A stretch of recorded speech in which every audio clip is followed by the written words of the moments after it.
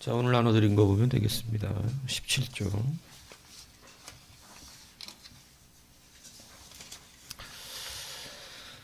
자, 천주교가 어떻게 선교를 했는가 우리가 돌아봤는데 인도 고아를 거점으로 해서 일본의 선교를 먼저 천주교는 시작했다 말씀을 드렸었습니다. 그리고 그 다음에 이제 중국을 가서 또 선교를 했었다 이렇게 말씀을 드렸죠. 자, 중국과 일본 사이에 한국이 있는데 우리 한국은 그 세 국가 중에 가장 늦게 복음이 들어오는데 이제 천주교가 어떻게 한국에 전래되어 들어왔는가 이 부분을 이제 오늘부터 하면서 한국 기독교사를 이어가도록 하겠습니다. 천주교가 한국에 들어온 것은 먼저 선교사가 아니었고 선조 이후에 북경을 드나들었던 그러한 사절단들에 의해서 서양의 문물이 함께 이렇게 천주교의 서적과 함께 이렇게 들어왔었던 거예요. 그래서 사실은 천주교 서적이 먼저 우리 조선에 들어오게 되었었습니다. 그러고 나서 이제 처음으로 선교사가 우리 한국에 천주교 선교사가 들어온 그 처음은 앞에서도 이제 언급을 했었지만 이 세르페데스 신부였습니다. 스페인 출신의 예수의 신부인데 이런 세르페데스 신부가 어떻게 들어오게 됐냐면 임진왜란 당시에 이 고니시 유키나가가 이끄는 군대의 종군 목사로 나중에 이렇게 들어와요. 그래서 조선 땅을 처음으로 밟은 천주교 선교사로 기록에 남아 있게 되어지는 것입니다. 물론 뭐 기록이 안 남아 있고 더 들어와 있던 사람이 있을 수도 있겠죠. 근데 역사는 기록으로 말을 하기 때문에 여하튼 세르페데스 신부가 처음으로 한국 조선 땅을 밟은 그러한 천주교 신부였다. 이렇게 알시면 되겠는데 그렇게 해서 이제 어떤 접촉점들이 이제 조금씩 처음에는 서적으로 이렇게 들어오고 그 다음에는 천주교 신부가 들어오고 그 다음에 또 어떻게 천주교하고 경험이 되게 되냐면 우리가 이제 종교 개혁을 통해서 이 선교에 이 매진을 하려고 했던 이 천주교가 이제 중국과 일본에서 물론 뭐 문을 많이 닫고 이랬지만 그래도 성행한 적이 있고 거기에 씨앗들을 남겨놨잖아요. 그러다 보니까 이제 그러한 것을 통해서 사실은 조선도 천주교의 소리를 듣긴 들었습니다. 그러니까 우리가 중국에 계속 중국에 우리가 압박을 받았던 나라잖아요. 우리는 참 불쌍한 기구하죠. 명이면 명나라한테 문제 생기고 또 그 뒤에 청이 이제 저기를 잡으면 청한테 그러니까 막 중간에서 계속해서 눈치만 보는 그러한 우리나라 조선 민족인데 그러다 보니까 사실은 그런 천주교라고 하는 것들이 사실은 이미 구두로 그런 것들이 있었다는 말들을 많이 듣게 되었습니다. 그래서 그런 것들이 이미 선교사가 와 선교사는 하지 않았지만 많은 이 외국과 교류했던 신진학자들 가운데서는 접목이 되었던 그러한 학문적인 개념으로 접촉이 더 빨리 되었죠. 자, 그래서 우리나라 옛날 이렇게 드라마 같은 거 보면은 거기에도 그 신진학자들 천주교를 믿는 사람들의 이야기들이 꽤 나옵니다. 예, 그래서 그렇게 직간접적인 영향권 안에 사실은 있었다라고 하는 것이죠. 그런데 이제 안타까운 것은 이제 우리가 좀 좋지 않게 천주교의 첫 선교사가 들어오게 된 것인데 그때 이제 이 동아시아권에서는 새로운 정치 질서가 창출되었습니다. 뭐냐면 일본이 오랜 전국 시대를 끝내고 이제 강력한 막부 통치 시대를 열고 있었는데 막부 통치 시대가 뭐냐면 12세기 밑에 이제 써놨어요. 12세기에서 19세기까지 쇼군이라는 게 이제 그 어떤 막부를 말하는 거예요. 그 막부 자체를 말하는 건데 이 무사 정권이죠. 무사 정권을 지칭하는데 이 막부라는 건 원래 전쟁터에서 장군들이 쓰는 지휘소, 천막 뭐 이런 의미예요. 그래서 이제 천막 그런 말인데 이것이 이제 천황을 대신해서 일본을 실제로 다스리던 무인 정권의 정부를 가리키는 말이 되었습니다. 그러니까 이제 막부 정권하면 천황은 껍데기 천황이 된 거고 일본도 이제는 실질적인 그러한 이 실권자가 이제 막부 정치라 그러는 거예요. 그러니까 천황은 그냥 천황으로 두지만 실권은 막부가 가지고 휘두르고 있었던 뭐 요런 것이죠. 자, 그래서 총 일본에는 크게 세 번의 막부 시대가 있습니다. 그래서 우리가 이제 막부 시대라고 하는 그러한 부분들이 이제 막부 시대 안에 세 개의 어떤 정권이 바뀌는데 그 막부 시대 안에는 또 쇼군들이 있어요. 그러니까 쇼군들이라는 것은 거기에 최고 통치자들이 중간중간 바뀐다 이 얘기를 하는 겁니다. 그래서 이제 요리모토가 쇼군 정의대장군이라고 하는데 이 쇼군으로 임명된 1192년에 최초로 가마쿠라, 그러니까 지명 이름이에요. 가마쿠라 막부라고 하는 이제 지명 이름을 딴 막부 시대가 처음으로 들어왔었고, 그 다음에 이제 물론 이제 여기는 이게 공식적으로 이제 막부가 된 거고 그 전에 이미 자기가 칠권을 갖고 통치를 했었습니다. 그래서 실제로는 1185년부터 막부 시대가 시작된 것으로 일본에서는 보고요. 그 다음에 이 가마쿠라 막부를 멸망시키고 무로마치 막부 시대가 열립니다. 그러니까 여기서 막부 시대가 있지만 막부도 계속 통치하는 자들이 바뀌기 시작하는 거예요. 그 다음에 여러분이 한 번씩은 들어봤겠죠. 이 에도 막부. 뭐 에도 막부 같은 건 한 번씩은 들어보셨을 거예요. 그죠? 자주 뭐 드라마에서도 등장하고 뭐 그런데 에도 막부 시대가 이제 끝으로 열리죠. 그래서 총 3개의 막부 시대가 있었다. 그래서 이제 이 정도는 그냥 여러분이 일반 상식적으로 막 그런 말 자주 하는 사람도 있어요. 일본 막부 시대란 말이에요. 이렇게. 그러면 막부 시대라는 것은 군사 정권이 천황을 껍데기 천황으로 몰아놓고 이렇게 자기들이 실권을 가지고 정치를 했는데 막부 시대는 총 3가지의 막부로 나눠지고 있고 뭐 이 정도. 맨 마지막 막부 에도 막부. 이 에도 막부는 모르면 안 됩니다. 이거는 그냥 조금 그냥 중학교만 졸업하면 아는 얘기입니다. 그러니까 에도 막부는 그냥 알아야 돼요. 예, 왜냐하면 일본 막부 시대를 대표하는 게 에도 막부기 때문에 그래요. 예, 앞에 막부는 저도 몰랐어요. 예, 그냥 뭐냐면 이름들도 어렵고, 근데 에도 막부는 다 그냥 흔히 듣고 있는 얘기들이죠. 그러니까 막부 하면 에도 막부밖에 없는 줄 아는 사람들도 많아요. 예. 근데 에도도 지명 이름입니다. 사람 이름 아니에요. 예, 그러니까 그 에도라는 사람이 막부였었잖아. 이러면 큰일 납니다. 예.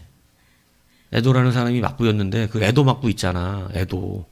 일본의 에도 장군 몰라 이러면 지명 이름이에요. 그 사람들은 자기 통치 지역이 있기 때문에 그 지역 이름으로 에도 막부 시대다 이렇게 말하는 거예요. 예.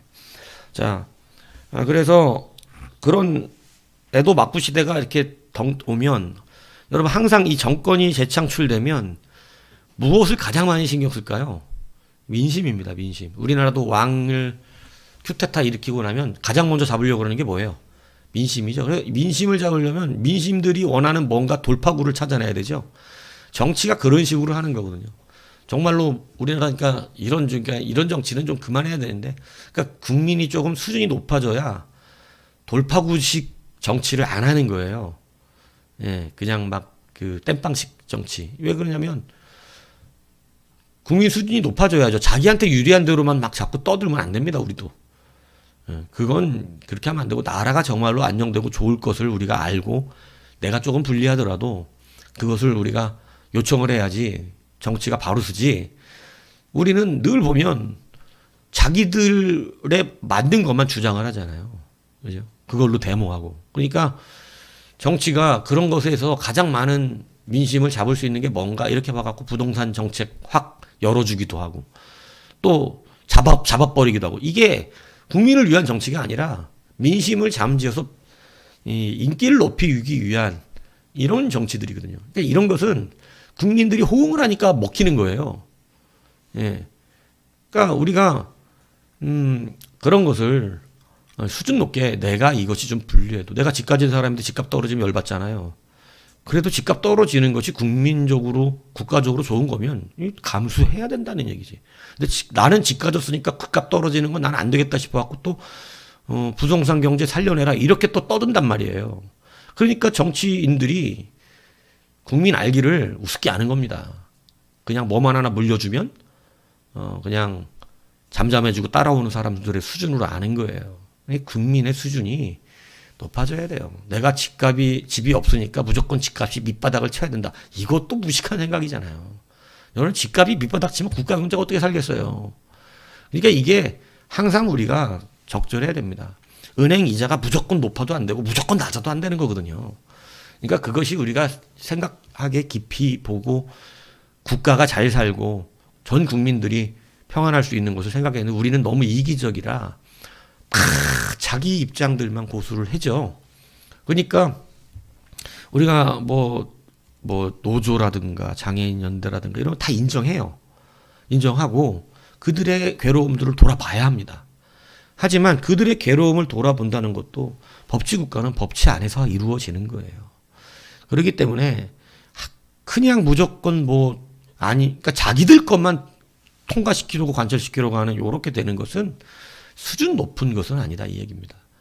그래서 부족한 건 부족한 대로 계속해서 합법적인 투쟁을 해나가고 또 요구를 하고 그런 또 국민에게 호응을 얻어내고 이렇게 나가야 되는 거지. 여러분 그러니까 이제 우리나라처럼 정치하기가 쉬운 나라가 없고 그런 거예요. 우리나라 보세요.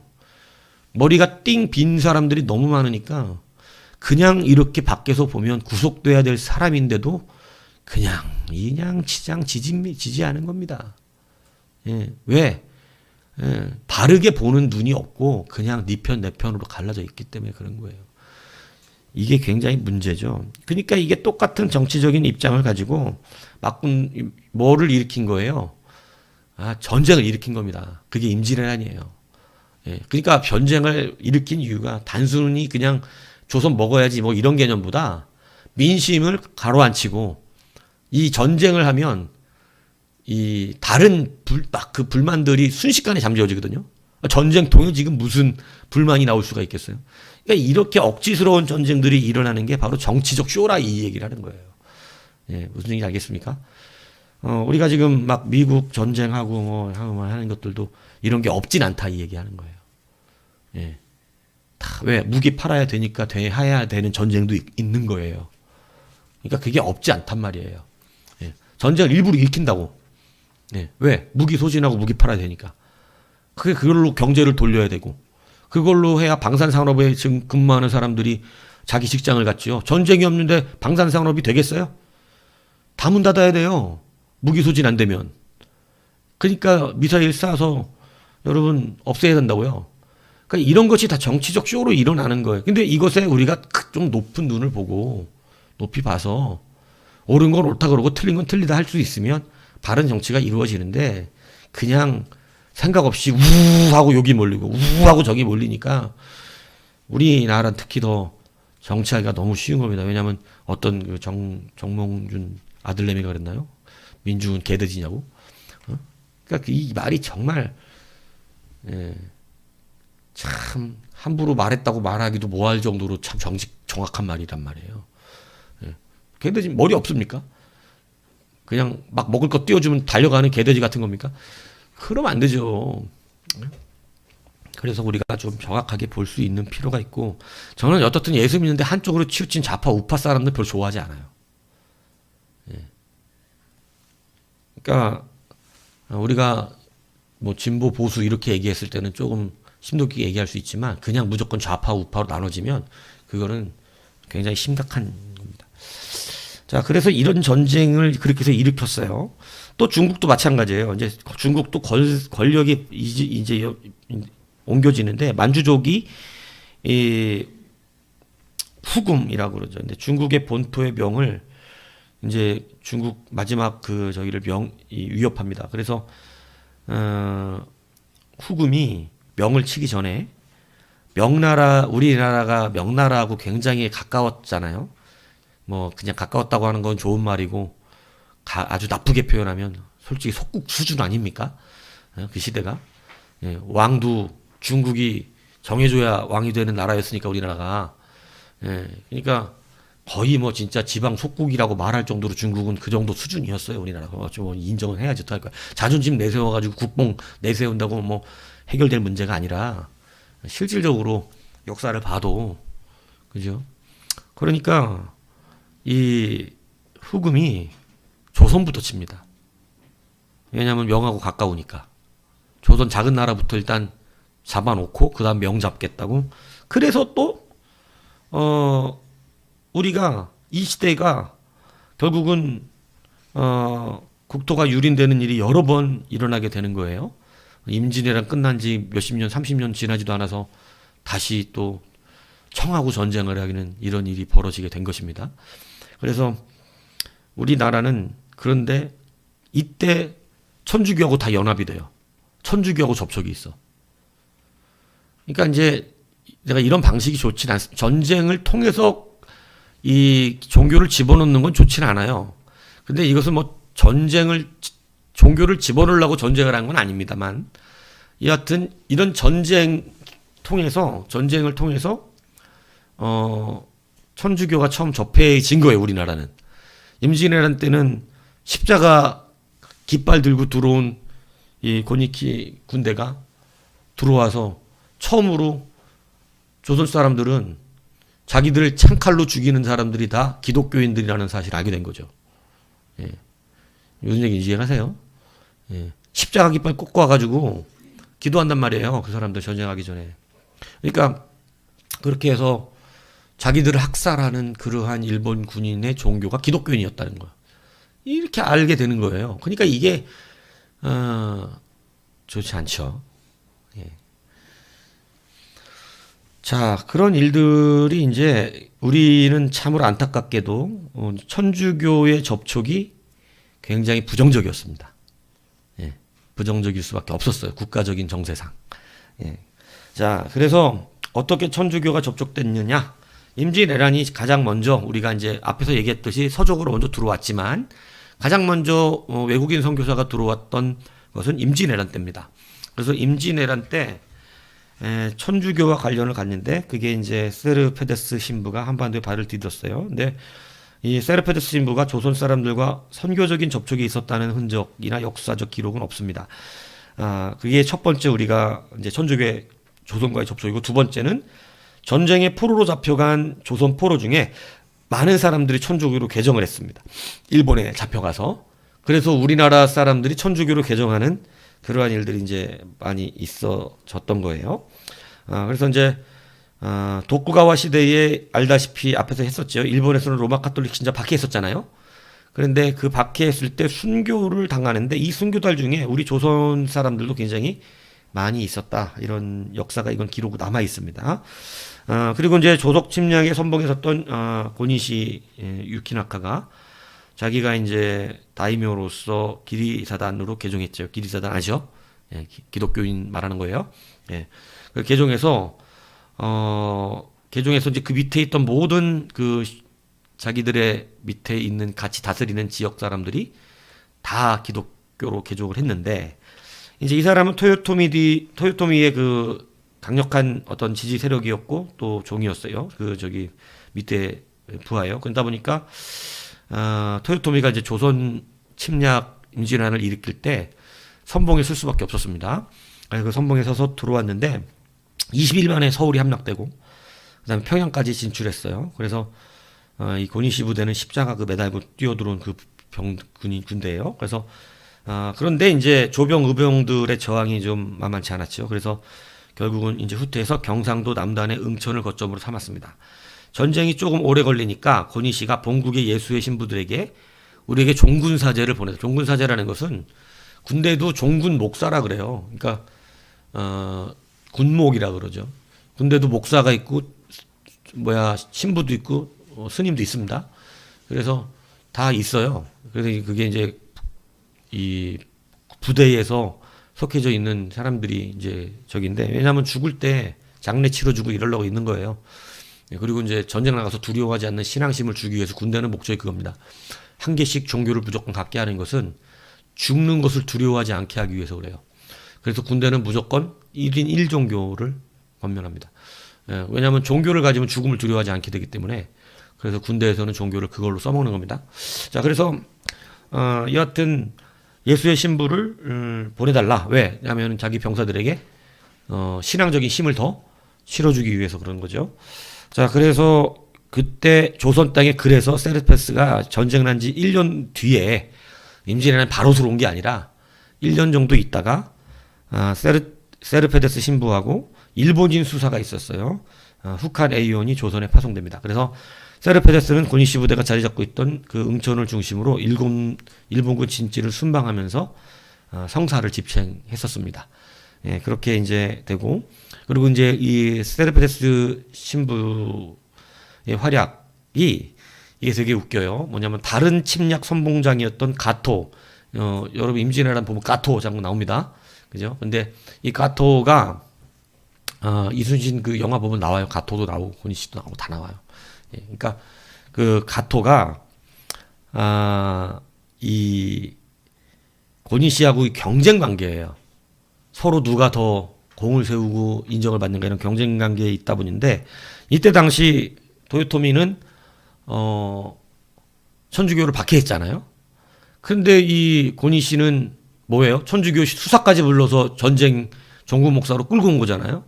그러니까 이것이 이제 어떤 약점이 될 수 있는 거죠. 가토가 고니시를 밟아버릴 수 있는. 그러니까 이제 그 약점이 될 수 있으니까 그렇게 해서 이제 그 막부가 싫어하는 어떤 종교를 고니시는 전쟁통에 이렇게 한다. 막 이런 식으로 이제 모함을 하는 거죠. 이런 모함을 하려고 하다 보니까 이 고니시도 그걸 눈치를 채고 바로 이제 그 세르페데스 일행들을 다시 일본으로 귀환시켜 버렸습니다. 그래서 한발도 활동도 그렇게 많이 하지 못하고 1년 조금 더 넘게 했다 그래요. 근데 그 기간 동안에 조선인들하고 접촉했다는 기록은 없어서 아마 조선인들에게 직접 전도가 되겠습니까? 제 생각에 전도가 될 리가 없잖아요, 이거. 자기들을 죽이고 있는 지금 사람들이 우리가 기독교인인데 니들도 기독교 믿으라 믿겠냐고. 이 웃기는 거잖아요, 사실은요. 예. 그러니까 아마 그러진 않았을 거예요. 자, 그래서 다만 임진왜란 중에 포로로 잡혀간 조선인들이 이제 한 5만 명에 이르는데 그때 이제 한 양국 협상에 의해서 7천 명의 포로가 귀환했지만 나머지는 대부분 노예로 팔려가거나 포로 생활을 계속 이어나갔습니다. 그런데 이때 이제 조선인들이 천주교 개정이 많이 일어났다 그래요. 그래서 나가사키에서 활동했던 프로에스 신부의 1595년 보고서의 내용이 남아 있는데 이게 그 내용입니다.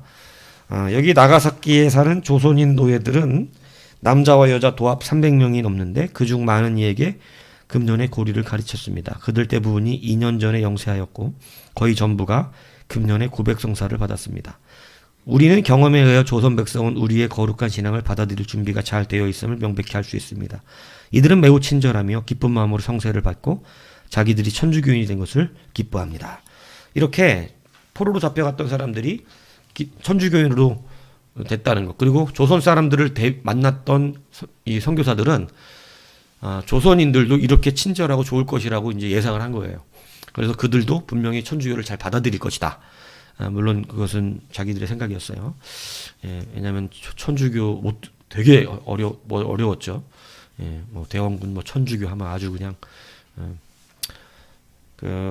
자. 그래서 일본의 포로로 잡혀간 조선인 중에 천주교인들이 된 수는 약 7천 명에 이르고 그리고 그 중에서 예수의 회원이 되어 신학훈련까지 받고 조선 선교를 시도했던 권 빈센트 같은 사람들도 있었습니다. 그래서 예수의 신부들은 조선인 포로들의 개종을 기회로 삼아서 조선 선교를 감당하려고 했어요. 그러니까 이때 당시도 이제 조선 포로로 된 그러한 사람들을 좀 어떻게 파송을 하고 싶어 했던 그런 모습들이 있었겠죠. 자, 그런데 결국은 이게 잘 되지 않았습니다. 왜냐하면 일본에서도 천주교 박해가 굉장히 심했을 뿐 아니라 조선도 아직 이거 달가워하지 않았어요. 예, 그러다 보니까 그게 잘 안 됐는데 오히려 조선 포로들이 일본에서 이렇게 순교당하는 일이 벌어졌는데 지금 남아있는 어떤 몇 가지 기록 중에 11명이 순교한 그리고 9명 그래서 이제 제가 다 적지는 않았는데 거기 보면 복자로 칭호를 받는 복자라고 하는 것은 로마 카톨릭에서 목숨을 바쳐서 신앙을 지켰거나 생전에 뛰어난 어떤 헌신을 해가지고 그들은 영원한 생명을 얻었다 이렇게 믿었을 때 그 신자들을 복자라는 칭호를 줘요. 그래서 그 복자로 칭호를 주는데 이제 카톨릭에서 거기 보면 복자로 칭호받은 사람들이 이 고스마 다케야 일본 이름이지만 조선인입니다. 예, 왜냐하면 개명을 한 거기 때문에. 자, 그래서 순교율이 1619년이었고 방법은 화형으로 죽었습니다. 그리고 이제 프란치스코 다케야 이제 세례명이 같이 들어가 있죠. 여기는 앞에 말한 고스마 다케야의 아들입니다. 참수를 당합니다. 목 베어 죽는 거죠, 참수. 예, 그다음에 이제 안토니오, 저기죠, 세례명이죠.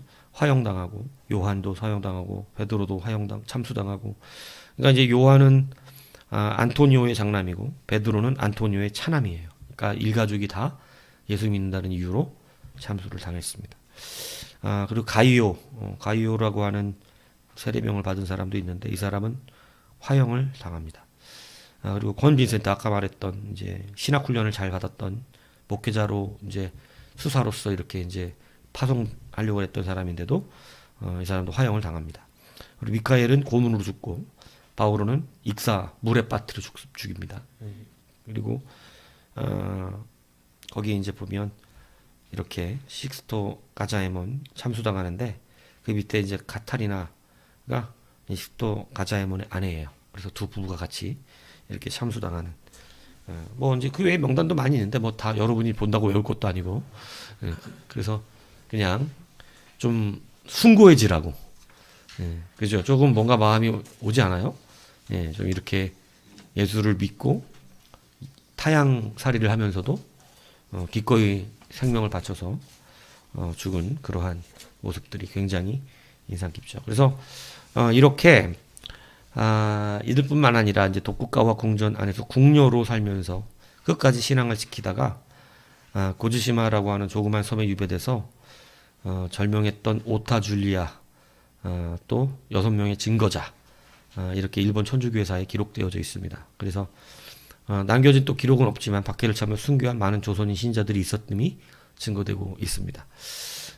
이 오타 줄리아는 여러분 요건 조금 이렇게 많이 이야기들이 되는 경우가 있어요. 왜냐하면 무인도에다가 갔다가 버려버린 그런 일이거든요. 그러니까 이제 요거는 영화로도 한번 나왔던가 뭐 아마 이게 그런 게 이 관련된 그런 에피소드들이 여러 군데서 이렇게 좀 이렇게 각색돼서 그런 게 좀 나오기도 합니다, 이게. 자, 그렇게 해서 이제 천주교의 우리 조선의 첫 이렇게 대면은 뭐였어요? 임지레난이었어요, 임지레난. 그러니까 굉장히 좀 어떻게 보면 편하지는 않죠. 자, 그 다음이 뭐냐면 이제 임지란을 겪은 지 30년 되지 않아서 또다시 이제 여진족의 침략을 받은 거죠. 그게 정묘호란이고 이 정묘호란이 어디까지 가는 전쟁이냐면 이제 병자호란까지 가는 전쟁이에요. 그래서 이거는 다음 시간에 할 수 있도록 그렇게 하겠습니다. 자, 기도하겠습니다.